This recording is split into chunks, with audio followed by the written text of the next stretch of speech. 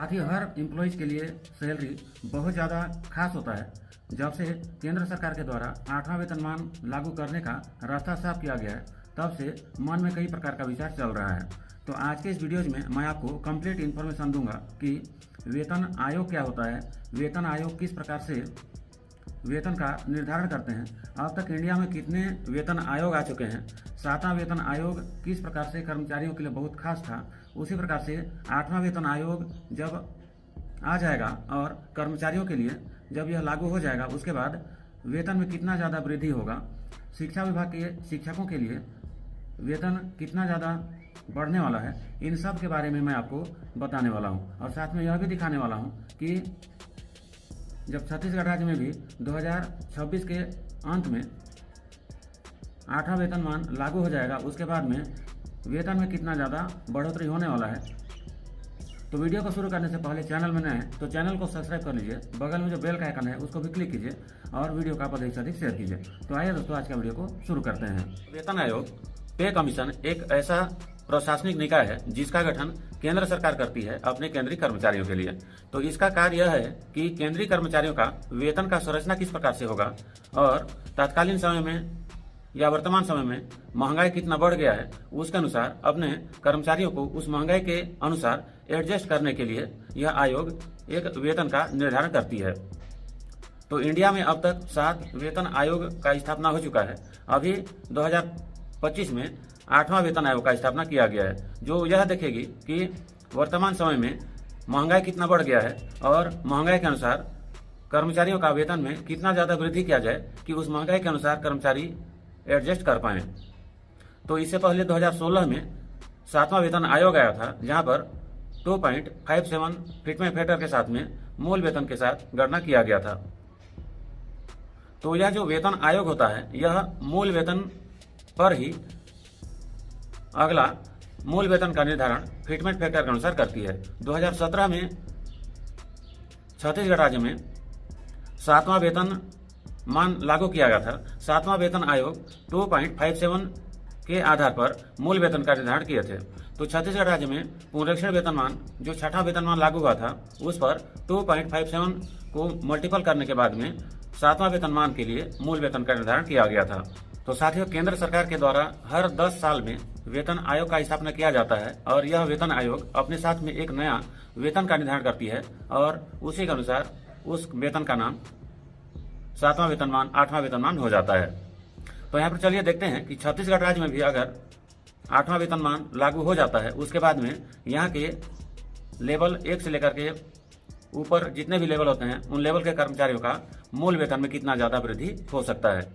तो साथियों, यह जो 7वां वेतन का वेतन मैट्रिक्स है ये छत्तीसगढ़ का 2017 का है। यहाँ पर इसी के आधार पर वर्तमान में राज्य के सभी कर्मचारी जो लेवल 1 से लेकर के लेवल आगे तक आते हैं उनका वेतनमान का निर्धारण हुआ है। तो 2025 तक या जब तक 8वां वेतनमान छत्तीसगढ़ राज्य में लागू नहीं होता है, इसी के अनुसार राज्य के कर्मचारियों को वेतन प्राप्त होता रहेगा। लेकिन जैसे ही छत्तीसगढ़ राज्य में 8वां वेतनमान लागू हो जाएगा, उसके बाद में यह जो वेतनमान है इसका अगला गुणक के रूप में जो बेसिक प्राप्त होगा उसी पर वेतन के रूप में प्राप्त किया जाएगा। तो साथ ही यहाँ पर प्राइमरी स्कूल के जो टीचर हैं वो लेवल 6 में आते हैं और अभी जिन शिक्षक का नियुक्ति होगा या होने वाला है उनका जो बेसिक होगा ये 25,300 रुपये होगा। कम से कम फिटमेंट फैक्टर जो लागू होने वाला है वह 1.92 ऐसा लगभग तय माना जा रहा है। तो साथियों, जैसे ही कोई शिक्षक के रूप में प्राथमिक शाला में पदस्थापना होगा उनका मूल वेतन 25,300 रुपया होता है। तो यहाँ पर फिटमेंट फैक्टर के रूप में जैसा कि जानकारी प्राप्त हो रहा है 1.92 का भी गुणा किया जाता है। तो यहाँ पर प्राथमिक शाला के शिक्षक का जो मूल वेतन है वह 25,300 रुपया से बढ़कर 48,576 रुपया हो जाएगा।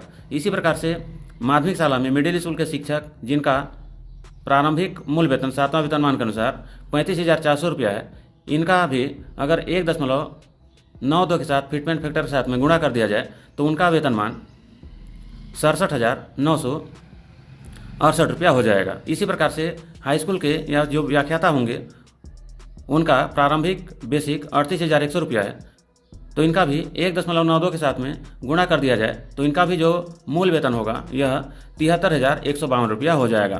तो यहाँ पर कुछ इस प्रकार से कर्मचारियों का या शिक्षकों का वेतनमान में वृद्धि होने वाला है। तो जब भी किसी राज्य में या केंद्र में अगला वेतन आयोग का स्थापना होता है, अगला वेतनमान लागू हो जाता है, तो उस स्थिति में जो महंगाई भत्ता होता है वो जीरो हो जाता है।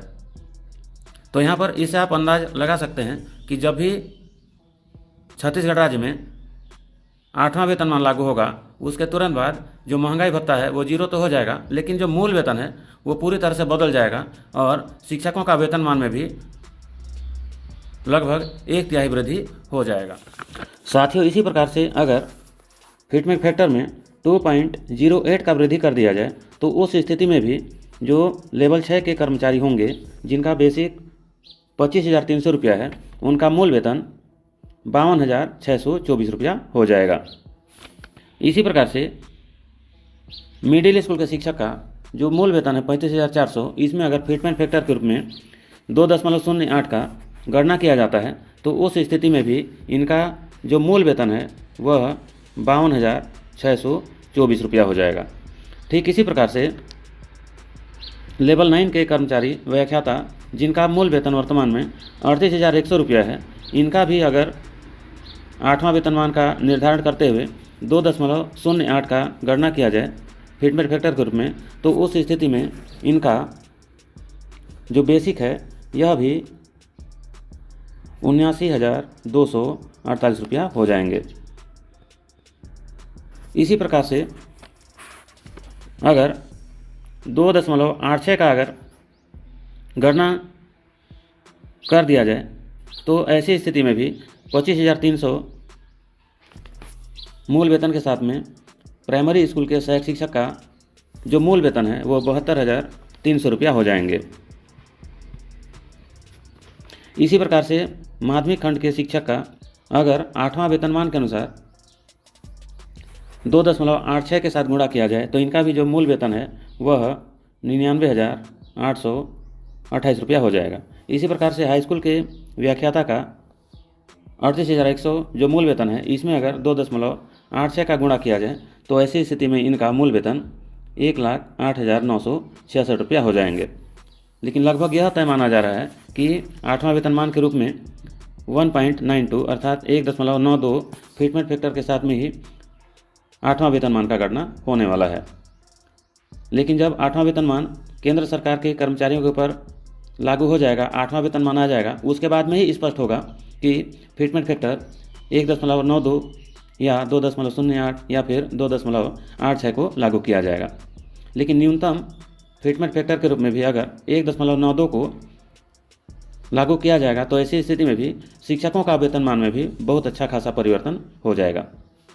तो साथियों, केंद्र में जैसे ही 8वां वेतनमान को लागू कर दिया जाएगा उसके 6 महीना से 12 महीना के अंदर में लगभग सभी राज्यों में 8वां वेतनमान को लागू कर दिया जाएगा। और जैसे ही 8वां वेतनमान सभी राज्यों में लागू होगा, 8वां वेतनमान के अनुसार कर्मचारियों का वेतन का निर्धारण होगा और उसके बाद में वेतन में बहुत ज़्यादा वृद्धि होने वाला है।